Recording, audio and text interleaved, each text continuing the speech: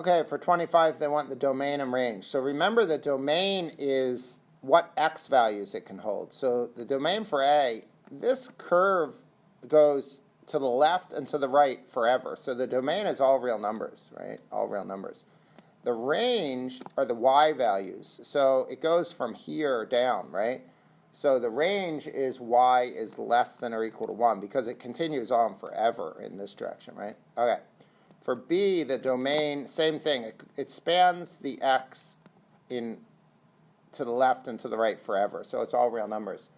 The range starts here at -1. So y is greater than or equal to -1 is the range. Okay, for C, the domain, again, it goes in left and right forever. So the domain is all real numbers. The range starts here, right, at y is 0 and goes down. So y is less than or equal to 0 is the range. The last one, the domain, again, it goes this way forever and this way forever, so that means it's all real numbers.